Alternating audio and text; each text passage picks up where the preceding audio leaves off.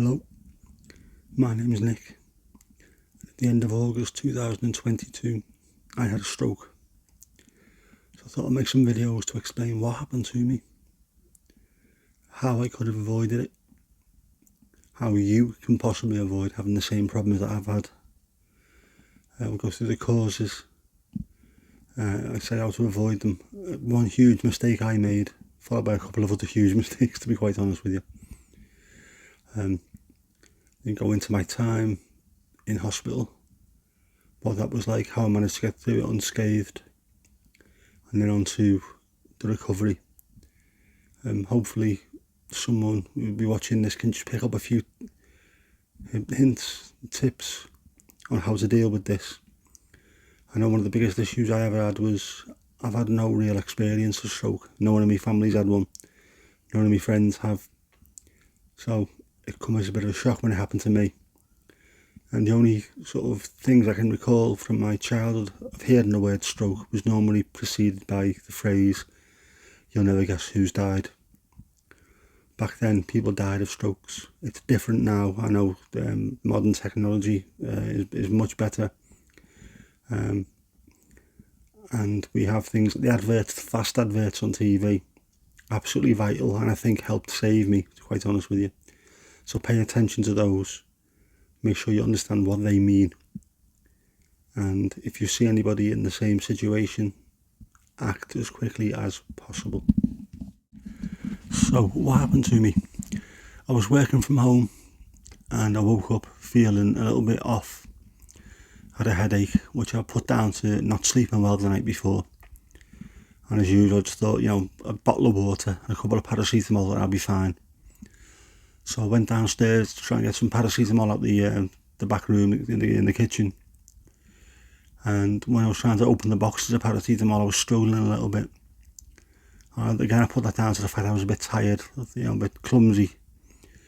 But the more and more I tried, the worse it seemed to be getting. When I got them open, I couldn't get the pills out of the blister pack. And I must have been making a bit of noise because my mum shouted through from the other room, "Are you alright?" And when I shouted back to reply to her, I noticed that my speech was slurred. And again, from watching the fast adverts, I knew what that meant. So I thought I'd walk back through to the front room. And as I was walking, my left leg and foot were dragging behind me. I got into the front room, holding onto all kinds of bits of furniture to get there in the first place. And then I just lost my balance completely. Started falling face first towards this solid pine coffee table. Thankfully, my nephew was stood right there at that moment and managed to catch me and stop me falling flat on my face.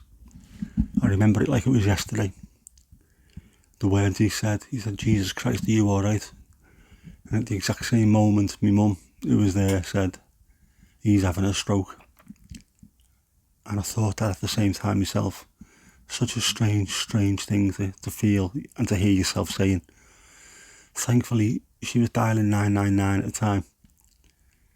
Managed to get through, speak to them, where he went through all the same thing.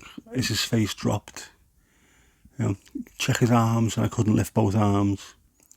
Is his speech slurred? Yeah. Is he feeling hot, etc.? So he went through a lot of these things while the ambulance was en route. Luckily, I live just across the road from the hospital on the estate. I can see the hospital from the room upstairs. So it took 40 minutes for the ambulance to arrive and then 4 minutes to get from here to the hospital. So I was in hospital well within an hour, which I think has been absolutely vital.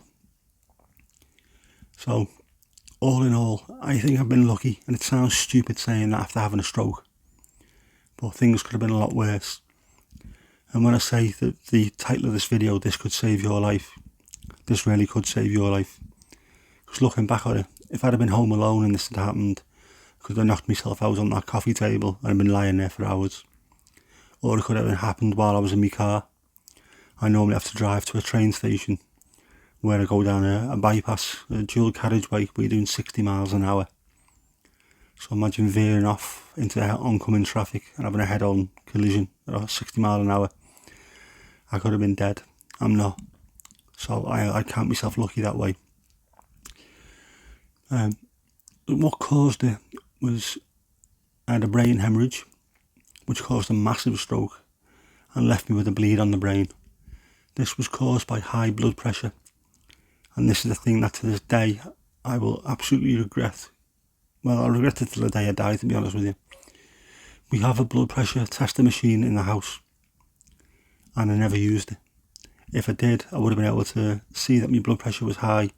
I could have gone to the doctors, I could have spoken to them, I could have got medication. I might not have been in the problems that I've since found. So that would be my advice to you now. Buy a blood pressure tester machine and test yourself, and if you find yourself being on the higher ranges, speak to your doctor and be open and honest as possible with them. It really can help save your life. The blood pressure I didn't realise I had, we later found out was caused by a few things. One was a little bit of work stress, which really I should have been a lot more able to deal with, but I wasn't. Again, should have spoke up, but I didn't. If you're having issues, speak to your boss. The main ones though, first one, alcohol. I didn't realise I had a problem. I knew I was drinking too much, but I didn't realise it was that much of a problem. If I'd have spoken to a doctor, we probably would have come to that agreement that it was too much. I could have just reined it back or stopped completely. The other one was diet. Now, I thought my diet was okay. Lots of pasta, lots of rice. I'd always try and get the healthy option. What I didn't realise was the amount of salt that was in my diet. It's something that come as a bit of a shock to me. And one of the main examples that I found out about afterwards was things like when my daughter comes over a weekend, I ask her what she wants. Sometimes she'll say, can we order a McDonald's? So, first of all, I'm not going to dig out McDonald's over this. They're no worse than any other takeaway provider. And to be honest, I will give them a little bit of a credit on this one. On their app, their official app, they have a section where you can check nutrition of foods, and it gives you the sort of calories, the fat, and also the recommended daily intake of salt percentages. What I didn't realise is something as simple as a quarter pounder with cheese and a large fries. That is more than 50% of your recommended daily intake of salt.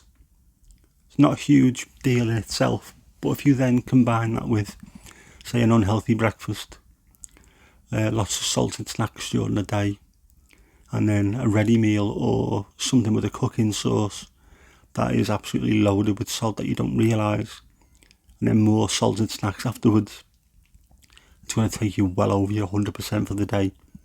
You continue to do this every other day or every day, and then combine that with too much alcohol and work stresses, then you are going to end up with a massive stroke like I had. So keep an eye on the amount of salt that's in your diet. Keep an eye on the amount of alcohol. I'm not telling you not to drink. I'm not telling you not to eat fast food. Just be thoughtful about how much is going into you and the kind of damage that it's doing. And if need be, if you don't think you can control it, speak to someone who can help you with that. So we'll move to me lying on a stretcher in hospital, which I've never spent any time in hospital at all. I've been in for accidents and emergency. I've been in to get something checked out. I've been in to get x-rays. I've been in for appointments that my doctors told me to go in for, but it's normally fly and visit. You're in and then you're out, or in A&E's case, you sat there for hours. You're seen by a doctor and then you go home straight away. Never spent any time in hospital. That first night, I was lying in the hospital bed, attached to machines, all making weird noises, and it was a horrible feeling. I wasn't used to it. I'll be honest, I was scared. Yeah, I know, stupid, but 49-year-old man, 6'4" and 16 stone at the time, scared. Yeah. Well, I had every right to be scared because I didn't know what was happening. No one had ever told me about this. And I'd never took the time to have a look into the kind of things that can affect someone of my age and my lifestyle. And I wish I did.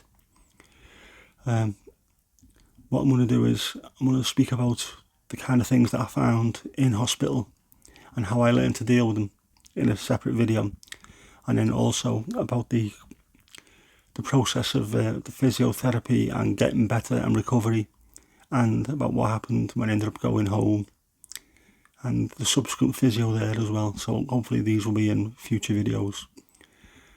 I will leave a link to the blood pressure machine in the description. Trust me, it's well worth it. I think in Argos they're about £20, which is around €23, maybe $25. What's that? Price of a couple of nice bottles of wine or a takeaway. Just ditch the wine and takeaway just once. Get yourself a blood pressure testing machine. Stay on top of it. And like I say, I will keep on going back to this, but if your blood pressure is high, speak to your doctor and be honest about it.